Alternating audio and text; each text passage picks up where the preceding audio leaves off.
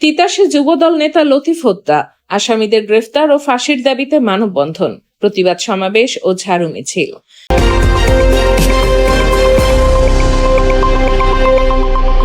কুমিল্লার তিতাস উপজেলায় যুবদল নেতা আব্দুল লতিফ ভুঁইয়া হত্যাকাণ্ডের আসামিদের দ্রুত গ্রেফতার ও দৃষ্টান্তমূলক শাস্তির দাবিতে মানববন্ধন, প্রতিবাদ সমাবেশ ও ঝাড়ু মিছিল করেছেন এলাকাবাসী।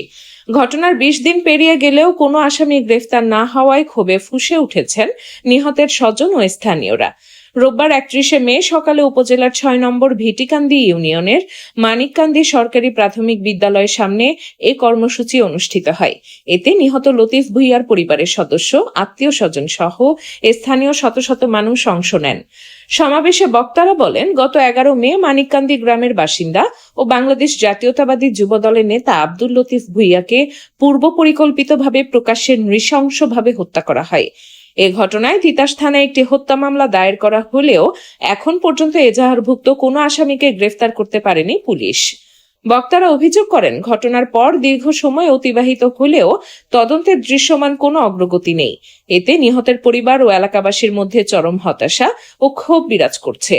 ঘণ্টাব্যাপী মানববন্ধন ও প্রতিবাদ সমাবেশে বক্তব্য দিতে গিয়ে নিহতের স্বজনরা কান্নায় ভেঙে পড়েন। তারা অবিলম্বে হত্যাকাণ্ডের সঙ্গে জড়িতদের শনাক্ত করে গ্রেফতার এবং আইনের আওতায় এনে সর্বোচ্চ শাস্তি নিশ্চিত করার দাবি জানান। প্রতিবাদ সমাবেশ শেষে বিক্ষুব্ধ জনতা একটি ঝাড়ু মিছিল বের করে। মিছিলটি এলাকার বিভিন্ন গুরুত্বপূর্ণ সড়ক প্রদক্ষিণ করে। এ সময় অংশগ্রহণকারীরা হত্যাকাণ্ডের বিচারের দাবিতে বিভিন্ন স্লোগান দেন। বিক্ষোভকারীরা দ্রুত বিচার ট্রাইব্যুনালের মাধ্যমে মামলার বিচার সম্পন্ন করে আসামিদের সর্বোচ্চ শাস্তি ফাঁসি নিশ্চিত করার দাবি জানান। একই সঙ্গে দ্রুত গ্রেফতার না হলে ভবিষ্যতে আরও কঠোর কর্মসূচি ঘোষণার হুঁশিয়ারি দেন তারা। এ বিষয়ে স্থানীয়দের দাবি, আইন শৃঙ্খলা বাহিনী দ্রুত কার্যকর পদক্ষেপ গ্রহণ করলে এলাকায় স্বস্তি ফিরে আসবে এবং বিচারহীনতার সংস্কৃতি রোধ করা সম্ভব হবে। আজকে মানববন্ধন হয়েছে, অপরাধী যারা আছে তাদের জানি সুষ্ঠু তদন্ত কইরা, নিরপেক্ষভাবে তদন্ত কইরা তাদের জানি বিচারের দাবি করি আমরা, এবং তাদের বিচার যেন সুষ্ঠুভাবে হয়। আর যারা নিরপরাধী আছে তাদের যেন কোনো হয়রানি করা না হয়। অপরাধী যারা আছে তাদের যেন সুষ্ঠুভাবে বিচার করা হয়, আমাদের দাবি এটি।